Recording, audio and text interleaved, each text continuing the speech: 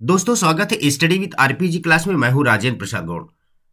आज की यह वीडियो कंप्यूटर पार्ट 2 में हम 20 महत्वपूर्ण प्रश्नों को लेकर के आपके सामने उपस्थित हैं और यह बहुत ही महत्वपूर्ण प्रश्नों का कलेक्शन है। दोस्तों वीडियो को शुरू करने से पहले हम आपसे क्षमा चाहते हैं क्योंकि बीच में अस्वस्थ होने के नाते हम आपको समय से वीडियो नहीं दे पाए हैं और इसके लिए हम आपसे क्षमा चाहते हैं। और साथ ही साथ आपका प्यार, आपका कमेंट ने हमको बहुत ही इंस्पायर किया है। साथ ही साथ में आपको मनवांछित सफलता पाने के लिए मैं हृदय से बहुत बहुत आपको शुभकामनाएं प्रदान देता हूं। दोस्तों चलिए वीडियो शुरू करते हैं।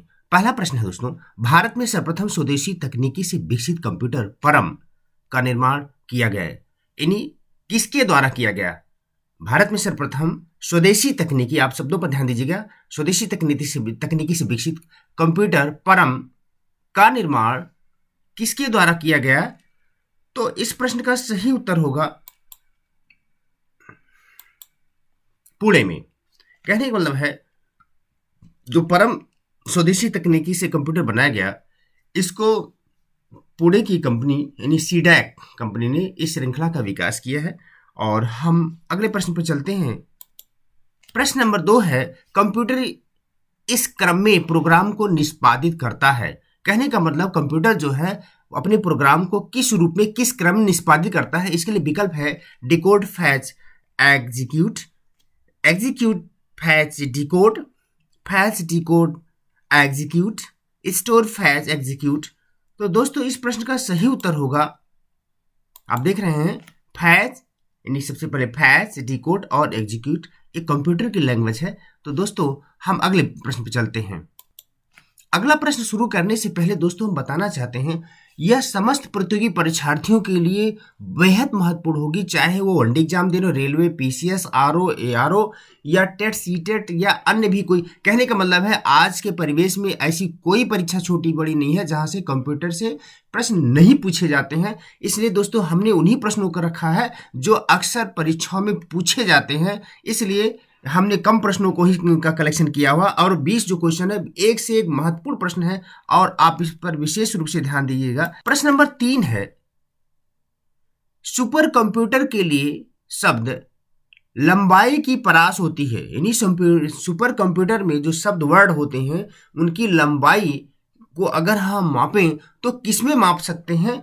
तो इसके लिए हम ने विकल्प दिया है 32 बिट, 64 बिट, 10224 मतलब 1024 बिट या 16 बिट। तो दोस्तों इस प्रश्न का जो सही उत्तर होगा वो है कि 64 बिट, यानी जो सुपर कंप्यूटर होता है वो 64 बिट हो। दोस्तों आप हम सभी लोग जानते हैं जो कंप्यूटर होता है वो शब्दों को बिट में रीड करता है, बाइट में, और फिर उसको कन्वर्ट करते हैं कि 8 बाइट बराबर 1 बिट होता है। तो हम बताते चलें कि जो सुपर कंप्यूटर के लिए जो शब्द लंबाई की प्रयास होती है वो 64 बिट की होती है। वहीं जो पर्सनल कंप्यूटर होता है वो दोस्तों 32 बिट या 4 बाइट का होता है। यानी कहने का मतलब ये होता है कि 8 बिट बराबर 1 बाइट होता है। हम अगले प्रश्न पर चलते हैं। क्वेश्चन नंबर 4 है, कौन सा वायरस कंप्यूटर के बूट रिकॉर्ड या मास्टर रिकॉर्ड को प्रभावित करता है? बूटिंग सिस्टम मतलब कंप्यूटर को शुरू जैसे मान करते हैं उसकी जो प्रोसीजर होती है उसको बूट कहते हैं दोस्तों। तो प्रश्न यहां पर है, कौन सा वायरस कंप्यूटर के बूट रिकॉर्ड या मास्टर रिकॉर्ड को प्रभावित करता है? विकल्प है वार्म, बूट वायरस, स्काईवेयर, एटोन्ड वायरस। तो इसके लिए सही उत्तर होगा बूट वायरस, यानी जो बूट वायरस होता है वह है कंप्यूटर के मास्टर रिकॉर्ड को प्रभावित करता है। और इस प्रश्न का सही उत्तर होगा बी, जो विकल्प है। अगले प्रश्न पर चलते हैं दोस्तों। क्वेश्चन नंबर 5 है और क्वेश्चन है, कंप्यूटर की किस भाषा का विकास गणितीय सूत्रों को आसानी से और कम समय में हल करने के लिए किया जाता है? शब्दों पर ध्यान दीजिए, कंप्यूटर की किस भाषा का विकास गणितीय सूत्र यानी जो मैथमेटिकल फार्मूला होते हैं उनको इजिली सॉल्व करने के लिए, समय में हल करने के लिए क्या किया गया है? तो इस प्रश्न का जो सही उत्तर होगा दोस्तों वो होगा फोर्ट्रान, यानी जो फोर्ट्रान होता है ये कंप्यूटर में गणितीय सूत्रों को आसानी से और कम समय में हल करने के लिए इसका प्रयोग किया जाता है, जिसको हम फोर्ट्रान कहते हैं। हम अगले प्रश्न पर चलते हैं और प्रश्न नंबर हमारा 6 हो, और क्वेश्चन नंबर 6 है। ये बड़ा ही ऑर्डिनरी क्वेश्चन है और हमने इसमें कुछ सामान्य क्वेश्चन को भी रखा, कुछ महत्वपूर्ण प्रश्नों को, जो बेहद महत्वपूर्ण प्रश्नों को भी रखा है, जो अक्सर पूछे जाते हैं। तो आप देख सकते हैं कंप्यूटर का दिमाग किसे कहा जाता है। ये तो कक्षा 2-3 में ही जब भी कंप्यूटर की थ्योरी पढ़ाई जाती है उसमें बता दिया जाता है कि what is the brain of the computer, और इसके लिए सही विकल्प होगा। मुझे लगता है इस प्रश्न का उत्तर सभी लोग जानते होंगे। तो दोस्तों, सीपीयू को कंप्यूटर का दिमाग कहा जाता है। सीपीयू के अलावा और जो विकल्प है, हार्ड डिस्क है, रोम है, रैम है, ये सब कंप्यूटर की मेमोरी होती है दोस्तों। और क्वेश्चन आपका था कंप्यूटर का दिमाग, ब्रेन किसे कहा जाता है। तो इस प्रश्न का सही उत्तर है सीपीयू। और हम अगले प्रश्न पर चलते हैं। प्रश्न नंबर 7 है। ये भी का बेहद महत्वपूर्ण प्रश्न है, अक्सर बार बार परीक्षाओं में पूछा जाता है और एक कॉमन क्वेश्चन भी एक तरह से है। लेकिन दोस्तों, हम कहना चाहते हैं कि आज के समय में कंप्यूटर, हम कहते हैं कि एक जो अनपढ़ कम पढ़े लिखे लोग वो भी कंप्यूटर को चला लेते। कारण यह है कि हर आदमी के पास मोबाइल है, मोबाइल भी जस्ट लाइक ए कंप्यूटर है। तो लेकिन हम ये कहना चाहते हैं जो कंप्यूटर को चलाना, लेकिन और उसकी प्रैक्टिकली उसकी थ्योरी को, उसको माइनरली उसको जानना, हम चूंकि प्रतियोगी परीक्षार्थी हैं इसलिए हमको इसको बहुत माइक्रो लेवल में जानना होगा, क्योंकि हम किसी भी प्रकार की परीक्षा देने जा रहे हैं और परीक्षाओं में ऐसे ही माइक्रो वर्ड्स पूछे जाते हैं। तो आप इन सब प्रश्नों पर विशेष रूप से ध्यान दें। और अगला प्रश्न है दोस्तों, प्रश्न ये है कि WW के आविष्कारक तथा प्रवर्तक कौन है। तो ये भी बड़ा कॉमन ही क्वेश्चन है, छोटे बच्चे तक मुझे लगता है जानते हैं, लेकिन हमें जान भी लेना। कभी कभी ये इसे मामूली से क्वेश्चन हमें क्या करते हैं, ओवर कॉन्फिडेंस में रॉन्ग हो जाते हैं। हमें ऐसा नहीं करना है। और इस प्रश्न का जो सही उत्तर होगा टिम बर्नर्स-ली। WW के आविष्कारक तथा प्रवर्तक टिम बर्नर्स-ली को कहा जाता है। इसके और विकल्प पे हम देखते हैं, जैसा कि आप देख रहे हैं। विकल्प ए है चार्ल्स बैबेज, जो कंप्यूटर के जनक कहलाते हैं। और इसमें एक विकल्प है JS किल्वी। JS किल्वी क्या होती है? तो JS किल्वी ने इंटीग्रेटेड सर्किट चिप यानी IC चिप का विकास डेवलपमेंट किया है। यहाँ पर भी आपके 2-3 क्वेश्चन बन जाते हैं और आपको 2-3 प्रश्नों का उत्तर ही मिल जाता है कि कंप्यूटर के जनक कौन, चार्ल्स बैबेज। टिम बर्नर्स-ली जो कि WWW वर्ल्ड वाइड वेब के आविष्कार तथा प्रवर्तक हैं, और JS किल्वी जो हैं ये इंटीग्रेटेड सर्किट चिप के विकासकर्ता। और बिल गेट्स एक समय में दुनिया के सबसे अमीर व्यक्ति थे। इनकी IBM कंपनी, अमेरिका के रहने वाले, इनकी कंपनी है कंप्यूटर सॉफ्टवेयर की। हम दोस्तों अगले प्रश्न पर चलते हैं। प्रश्न नंबर 8 होगा, विश्व का प्रथम डिजिटल कंप्यूटर कौन है। विश्व का और प्रथम डिजिटल कंप्यूटर कौन है। विकल्प है IBM, एबाकस, यूनिवेक, एनियक। तो दोस्तों, इस प्रश्न का जो सही उत्तर होगा वो है यूनिवेक, यानी कि यूनिवेक विश्व का प्रथम डिजिटल कंप्यूटर है। और इसके अलावा एक विकल्प आप C विकल्प देख रहे होंगे, सॉरी यहाँ पर कुछ मिस्टेक हो गया है, D होना चाहिए, C हो गया है। जो इसमें C दिया हुआ है D विकल्प में है एनियक। एनियक क्या है, हम बताते चलें कि विश्व की प्रथम इलेक्ट्रॉनिक डिजिटल कंप्यूटर है। आप एनियक जो है यह प्रथम इलेक्ट्रॉनिक डिजिटल कंप्यूटर है विश्व का, और वहीं यूनिवेक जो है विश्व का प्रथम डिजिटल कंप्यूटर है। आप इन शब्दों पर कंफ्यूज मत हो जाइएगा। ऐसे जो डिफरेंट वर्ड जो बहुत ही माइनर डिफरेंस होता है, ऐसे प्रश्नों पर विशेष रूप से हमें फोकस करना चाहिए। वहीं हम अन्य विकल्प चलते हैं। एबाकस जो प्रथम कंप्यूटर कहलाता है।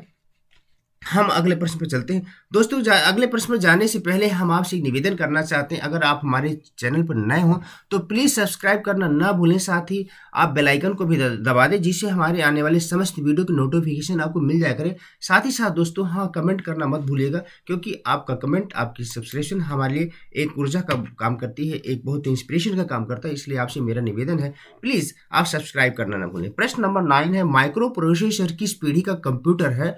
तो इसके लिए विकल्प है द्वितीय पीढ़ी का कंप्यूटर, तृतीय पीढ़ी का कंप्यूटर, चतुर्थ पीढ़ी का कंप्यूटर या 5वीं पीढ़ी का कंप्यूटर।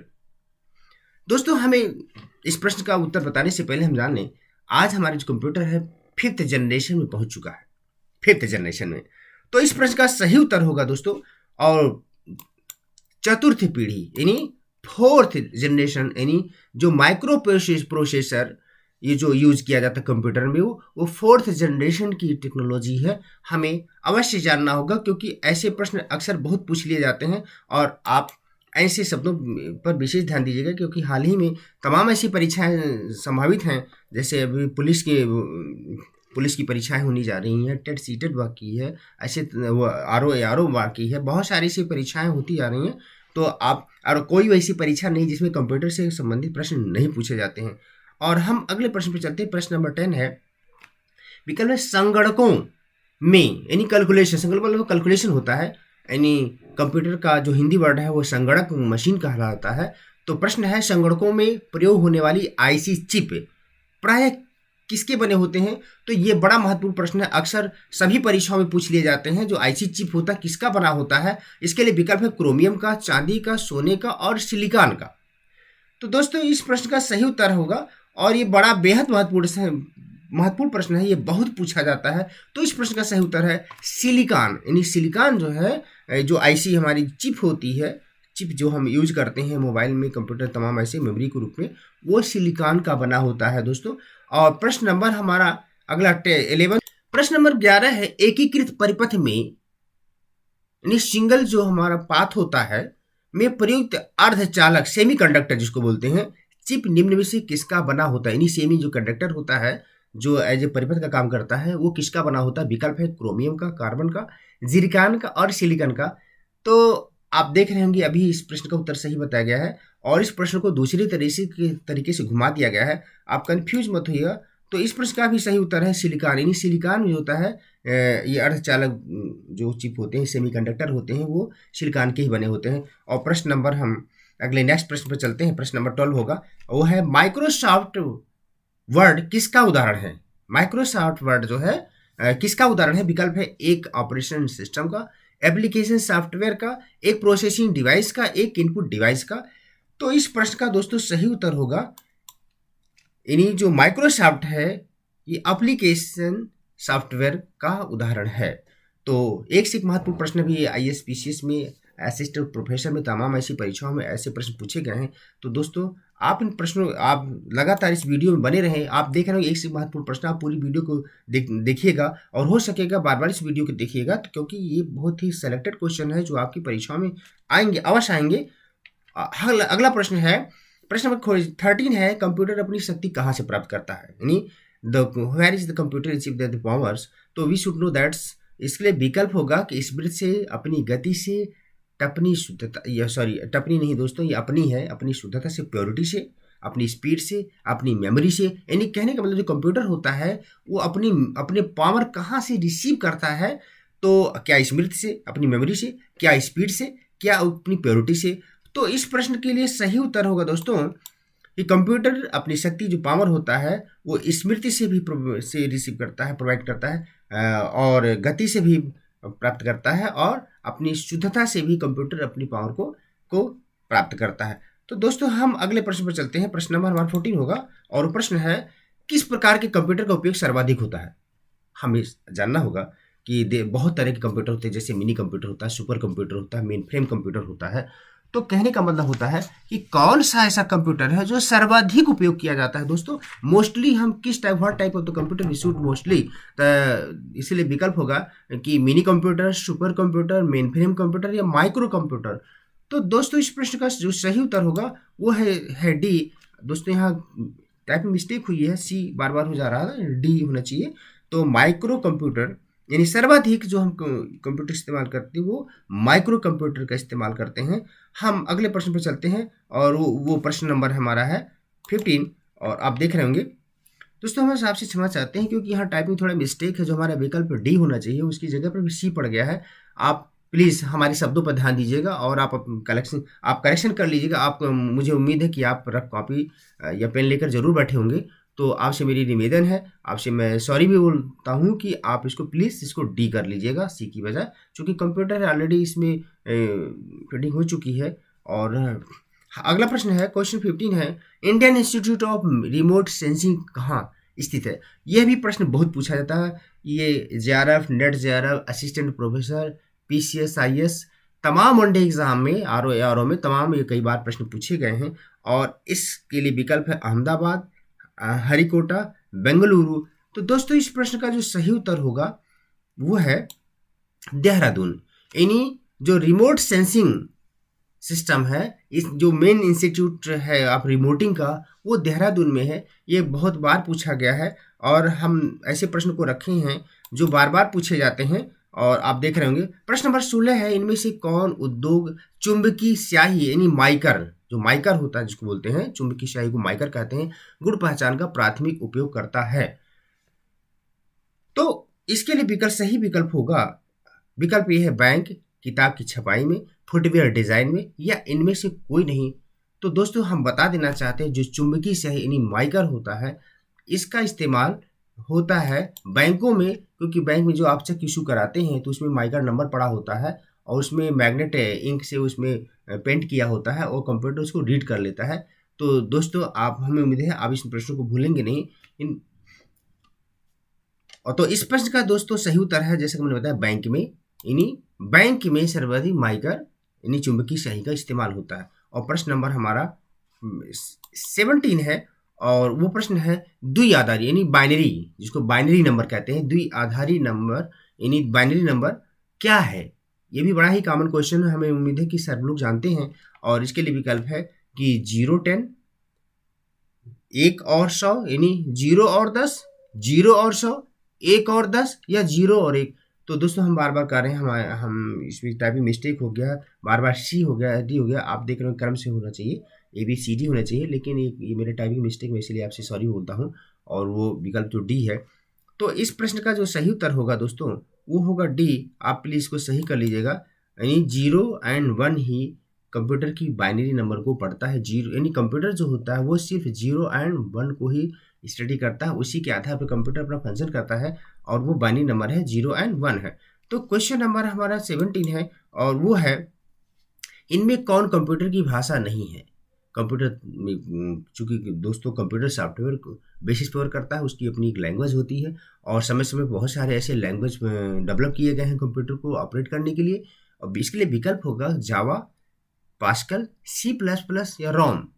इनमें से कौन कंप्यूटर की भाषा नहीं है? दोस्तों आप नहीं शब्दों पर विशेष ध्यान दीजिए, क्योंकि यहाँ अक्सर लोग गलतियाँ कर देते हैं।